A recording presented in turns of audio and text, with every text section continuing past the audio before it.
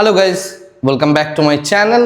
আজকের ভিডিওতে যে টপিকটা নিয়ে ডিসকাস করব সেটা হচ্ছে টোটাল মার্কেটের কি সিনারিও, আজকের দিনটা কেমন গেল এবং কোন কোন জায়গাগুলোর মধ্যে আমরা বড় বিল্ড আপ দেখলাম বা বড় রকমের মুভমেন্ট দেখলাম, তার বিহাইন্ডে কী রিজন রয়েছে। এছাড়া আজকের যে ডিসকাশন এখানে মেনলি আলোচনা করব যে এই যুদ্ধ এই সমস্ত কিছুর পরেও গোল্ড প্রাইস কেন শুট আপ করছে না এবং তার বিহাইন্ডে কী কী রিজন রয়েছে, কারণ অনেকেই এই প্রশ্নটা আমাকে করেছেন। তো সেই দিক থেকে এই বিষয়টা নিয়েও একটু ডিসকাশন করব আজকে। তো প্রথম কথা, আমরা প্রথমেই যদি আজকের মার্কেটের ভিউটার দিকে তাকাই, অর্থাৎ ইকুইটি মার্কেটে যে জিনিসটা হয়েছে সেটা হচ্ছে নিফটি 0.74%-এর কাছাকাছি আপ, সেন্সেক্সও মোরললেস সেম। তার সাথে সাথে যদি দেখা যায় ব্যাংক নিফটিও মোরললেস সেই রকম, আর মিড ক্যাপ এবং স্মল ক্যাপের মধ্যেও স্লাইড র্যালি, অর্থাৎ মার্কেটের মধ্যে একটা স্লাইড পজিটিভ মুভমেন্ট আমরা আজকের ডেটে দেখতে পেলাম। এবং যেহেতু পজিটিভ মুভমেন্ট দেখতে পেয়েছি, সেই অর্থে দেখতে গেলে ইন্ডিয়া ভিক্সকেও আমরা ডাউন হতে দেখলাম, ইউএসডি আইএনআরও মোটামুটি ফ্ল্যাট। এবং তার সাথে যদি দেখি বিটকয়েনও ফ্ল্যাট, ইউএস 10 ইয়ার্স বন্ড এবং 2 ইয়ার্স বন্ডও মোরললেস ফ্ল্যাটই বলা যায়। তো ওভারঅল দিক থেকে দেখতে গেলে ব্রডার মার্কেট পার্সপেক্টিভ থেকে সমস্ত কিছুই মোটামুটিভাবে একটু ফ্ল্যাটই ছিল। আর গতকালের যদি আমি ক্লোজিং দেখি, প্রত্যেকটা মার্কেটই মোটামুটি, বিশেষ করে ইউএস 1%-এর কাছাকাছি সমস্ত কিছুই বেড়েছিল। এছাড়া আজকে সকালে এশিয়ান মার্কেট প্রায় ফ্ল্যাট ছিল। তো এই হচ্ছে আমরা যদি গ্লোবাল মার্কেটের সিনারিও বা অন্য মার্কেটগুলো দেখি, তাদের যে বিষয়টা সেটা দেখলাম। এরপরে যে বিষয়টা দেখব সেটা হচ্ছে আজকের মার্কেটের মধ্যে টোটাল 2000-এর কাছাকাছি শেয়ার রয়েছে যারা অ্যাডভান্স, এবং 1200-র কাছাকাছি রয়েছে ডিক্লাইন স্টেজে। নিফটি 500-এর মধ্যে Lloyd SME, Chennai Petro, Data প্যাশন, তারিল, ন্যাশনাল অ্যালুমিনিয়াম, এই সেগমেন্টটার মধ্যে আমরা আজকের ডেটে ভালো বুলিশনেস দেখলাম বা এই শেয়ারগুলো বেশ ভালো পরিমাণ বেড়েছে। উল্টো দিক থেকে দেখতে গেলে Poonawalla, Reliance infra, IDBI, Godrej industries এবং ক্লার্কস, এই সমস্ত শেয়ারগুলোর মধ্যে আমরা আজকের ডেটে নিফটি 500-এর মধ্যে ডাউন টার্ন লক্ষ্য করলাম। এবার যদি আমরা গ্লোবাল কমোডিটি প্রাইসের দিকে তাকাই, যুদ্ধ থাকার জন্য আমরা ব্রেন্ট ক্রুডকে কিন্তু সেই 100, 102, 105 এই যে লেভেলটা রয়েছে এই লেভেলের মধ্যে আপস অ্যান্ড ডাউনস করতে দেখছি। WTIও সিমিলার কাইন্ড অফ অবস্থা, এবং ন্যাচারাল গ্যাসও স্লাইডলি আজকের ডেটে আপ 1.62%। গোল্ডের মধ্যে আমরা একটা ফ্ল্যাট স্ট্রাকচার দেখছি। গোল্ড প্রায় ওই 5000-এর যে লেভেলটা আছে, অর্থাৎ 5000 থেকে 5200, এবং নিচের দিকে যদি দেখা হয় 4900, এই রেঞ্জের মধ্যে কিন্তু দীর্ঘ আমরা কনসলিডেশন দেখতে পাচ্ছি গোল্ডের মধ্যে। সিলভারও মোরললেস তাই, 75 to 90, অর্থাৎ 75 to 85 এর মধ্যে সিলভারকে আমরা ফ্ল্যাকচুয়েট করতে দেখতে পাচ্ছি। সমস্ত কিছুই ডলারে আছে এখানে প্রাইস। কপার, জিঙ্ক এবং তার সাথে যদি আমরা অ্যালুমিনিয়াম দেখি, এমন কিছু বড় ফ্ল্যাকচুয়েশন নেই, অর্থাৎ বেস মেটালের মধ্যেও একটা স্টেবিলিটি আমরা আজকের ডেটে দেখতে পাচ্ছি। এরপরে যদি আমরা মার্কেটের দিক থেকে দেখি, অর্থাৎ আমাদের যে মার্কেটের সিনারিও রয়েছে সেই পার্সপেক্টিভ থেকে যদি দেখি, যে শেয়ারগুলো নিফটি 50-র মধ্যে বেড়েছে তার মধ্যে অন্যতম হচ্ছে ইটার্নাল অর্থাৎ জোম্যাটো কী কারণে বেড়েছে সেই বিষয়ে আমি ডিসকাশন করছি একটু পরেই। এবং তার আগে যেটা দেখা, নেক্সট যেটা বেড়েছে সেটা হচ্ছে টাটা স্টিল, আজকের ডেটে অলমোস্ট 5%-এর কাছাকাছি, এবং মেটাল সেক্টরের মধ্যে আমরা একটা ঊর্ধ্বগতি দেখেছি। এছাড়া বাকি সমস্ত কিছু শেয়ার রয়েছে, যেমন ভারতী এয়ারটেল, সান ফার্মা, এদিকে যদি আমরা দেখি SBI লাইফ, জিও ফিনান্স, এগুলো প্রত্যেকটা 1%-এর কাছাকাছি বেড়েছে। আমরা যদি ওপেন ইন্টারেস্ট দেখি, আজকের ডেটে মার্কেটের মধ্যে এক্সপায়ারি ছিল, এবং সেই এক্সপায়ারিতে আমরা যেটা গতকাল দেখেছিলাম যে এইখানে 23,500 এইরকম একটা জায়গায় আমরা গতকাল এই বড় বিল্ড আপটা দেখেছিলাম। রাইট, 23,500-র কাছে এই বড় বিল্ড আপটা আমরা গতকাল দেখেছিলাম।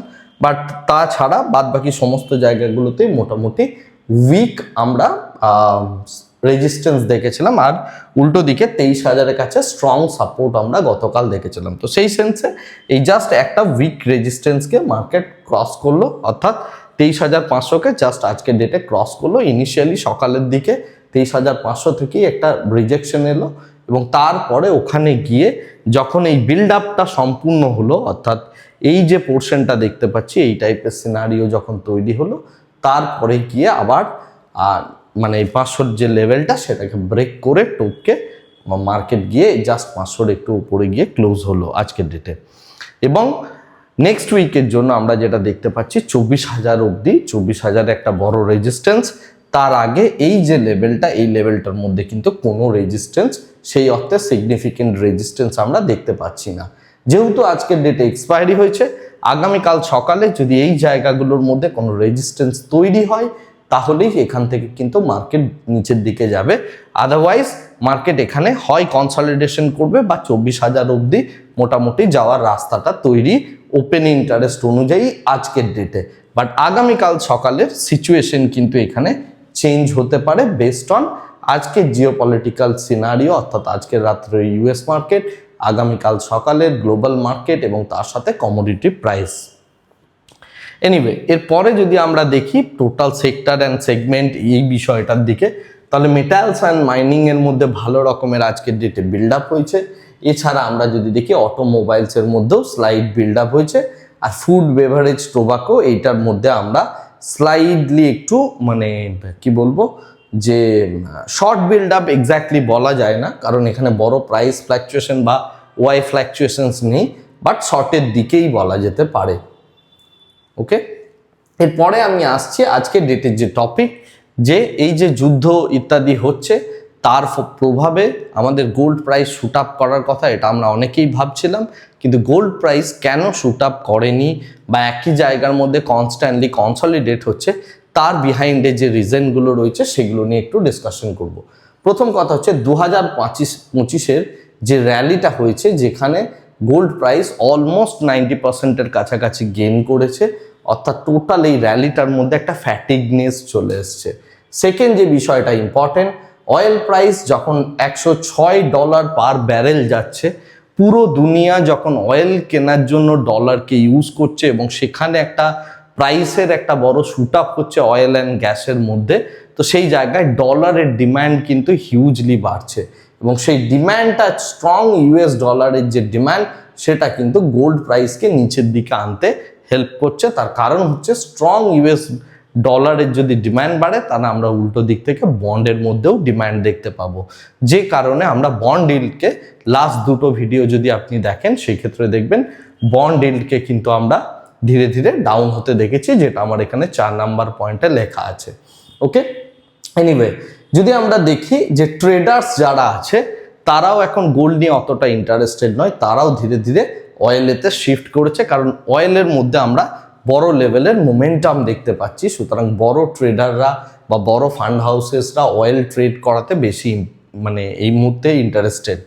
এছাড়া এই যে হায়ার অয়েল প্রাইস, এইটা পুরোপুরিভাবে ইনফ্লেশনকে বাড়াতে চলেছে এবং ইনফ্লেশন যেহেতু বাড়বে তাই একটা রেট কাটের এক্সপেকটেশন যেটা ছিল 2026-এ ফেডের তরফ থেকে, সেই জায়গাটা কিন্তু কমবে বলে অনেকে মনে করছেন। যদিও ইউএসএতে এই অয়েল প্রাইসের কি প্রভাব পড়বে সেটা পরবর্তীকালে দেখার, অর্থাৎ যুদ্ধটা কোন জায়গায় যায় সেটা একটু দেখার বিষয় আছে।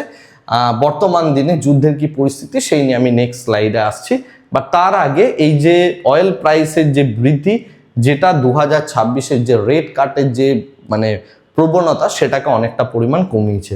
এছাড়া আমরা দেখতে পাচ্ছি যে লিকুইডেশন এই সমস্ত কিছুর জন্য ইটিএফ হোল্ডিং এবং সেন্ট্রাল ব্যাংকের যে বাইং আছে, এই সমস্ত কিছু কিন্তু এই মুহূর্তে 25% ডাউন, অর্থাৎ বাইং অ্যাক্টিভিটি এখন অনেকটা পরিমাণ ডাউন রয়েছে।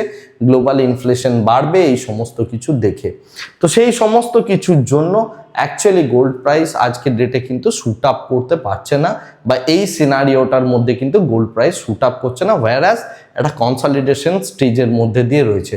যদি অয়েল প্রাইস ধীরে ধীরে ধীরে ধীরে কমতে শুরু করে তখন আবার আমরা গোল্ডকে বাড়তে দেখবো। আদারওয়াইজ প্রত্যেকে কিন্তু ইউএস বন্ডের দিকে বা বন্ডের যে ইল্ড সেটা যেহেতু বাড়ছে, তো সেই দিকে যাওয়ার একটা প্রবণতা রয়েছে, রাইট? এনিওয়ে, আমরা যদি আজকের ডেটে টোটাল যে নিউজগুলো রয়েছে সেই নিউজগুলোর দিকে যদি তাকাই, তাহলে যে জিনিসটা দেখতে পাচ্ছি, ডোনাল্ড ট্রাম্প এরপরে কিউবাতে অ্যাটাক করবে এরকম একটা পরিকল্পনা করছেন। তো সেই বিষয়টা কিন্তু ভেনেজুয়েলার পরে তিনি এবার কিউবা অ্যাটাকে মন দিচ্ছেন। নেক্সট যে বিষয়টা ইম্পর্টেন্ট, ইরানের যে টপ যে সমস্ত সিকিউরিটি চিফ রয়েছে বা সিকিউরিটি যে এজেন্সি মানে মেইন কর্ণধাররা রয়েছেন, তাদেরকে অ্যাকচুয়ালি ইসরায়েল বলছেন যে আমরা তাদের মেরে ফেলেছি, এরকম কিছু যুক্তি বা দাবি তারা দিচ্ছে। তো সেই জায়গাটা নিয়ে এই মুহূর্তে পুরো বিষয়টা, যুদ্ধ পরিস্থিতি এই মুহূর্তে যেমন গরম ছিল সেরকমই গরম রয়েছে। এছাড়া ইরানের যে গভর্নমেন্ট রয়েছে সে নিজের যে সমস্ত সিটিজেনরা রয়েছে তাদের উপর একটা থ্রেট দিয়েছে, এবং থ্রেটটা হচ্ছে কি যে ইউএস প্রোডাক্টগুলোকে ইউজ করা যাবে না। ফর এক্সাম্পল, যদি তুমি স্টার্লিং ইউজ করো তাহলে তোমাকে 2 বছরের জেল দেওয়া হবে, এবং ইউএসের তে যদি কেউ স্পাইং করে বা এই টাইপের কিছু করে তাকে পুরোপুরি মৃত্যুদণ্ড দেওয়া হবে। তো সেই রকমই ইরানের গভর্নমেন্ট তার নিজের যে মানে সিটিজেনরা রয়েছে তাদের উপর থ্রেট দিচ্ছে। নেক্সট যে ইম্পর্টেন্ট নিউজটা সেটা হচ্ছে আমাদের আজকের ডেটে যে ইটারনাল বা জোম্যাটো শেয়ার সেটা 5%-এর কাছাকাছি বেড়েছে। এখানে জেএম ফাইন্যান্সিয়াল অ্যাকচুয়ালি এটাকে বাই রেটিং দিয়েছে এবং 400-র কাছাকাছি টার্গেট দিয়েছে। অর্থাৎ এই জায়গা থেকে 73% আপসাইড তারা দেখতে পাচ্ছে, যে কারণে এটার মধ্যে কিন্তু একটা স্ট্রং একটা বাইং হয়েছে আজকের ডেটে। এবং এই নিউজটার প্রভাবে, অর্থাৎ একটা রেটিং এজেন্সি রেটিং দেওয়ার প্রভাবে জোম্যাটো শেয়ারের মধ্যে একটা পজিটিভনেস আজকের ডেটে দেখা গেল একটা বড় ফলের পর। Last but not the least, সব থেকে ইম্পর্টেন্ট নিউজ যেটা এখন মানে প্রত্যেকের জীবনের সাথে জড়িত সেরকম একটা নিউজ, সেটা হচ্ছে যে আমাদের নন্দা দেবী নামে যে একটা বড় ডকার আছে, যে একটা বড় জাহাজ আছে, সেই জাহাজটা গুজরাটের ডকারে এসে পৌঁছেছে এবং সেখানে বেশ বড় অ্যামাউন্টের প্রায় 47,000 মেট্রিক টনের কাছাকাছি তারা অ্যাকচুয়ালি এলএনজি নিয়ে পুরোপুরি এখানে প্রবেশ করেছে এবং এটা পরবর্তীকালে সার্কুলেট হবে। তো আজকের মার্কেটের জন্য বা আজকের টোটাল দিনটার জন্য এই নিউজগুলোই ছিল, এই নিউজগুলোই ইম্পর্টেন্ট ছিল। আগামীকালের মার্কেটের জন্য যে রেঞ্জটা বললাম সেটা দেখুন, তার সাথে এশিয়ান মার্কেট দেখার চেষ্টা করবেন। আজকে ইউএস মার্কেটের ক্লোজিং এবং সব থেকে ইম্পর্টেন্ট যে জিনিসটা ক্রুড অয়েল, ন্যাচারাল গ্যাস, যুদ্ধ পরিস্থিতি, গোল্ড অ্যান্ড সিলভার, এই প্রত্যেকটা জিনিসকে দেখে আগামীকালে স্ট্র্যাটেজি আবার ডিসিশন নেওয়া হবে। আজকের ভিডিওটাকে আপাতত এই জায়গাতেই স্টপ করছি। Thank you very much, bye bye, tata.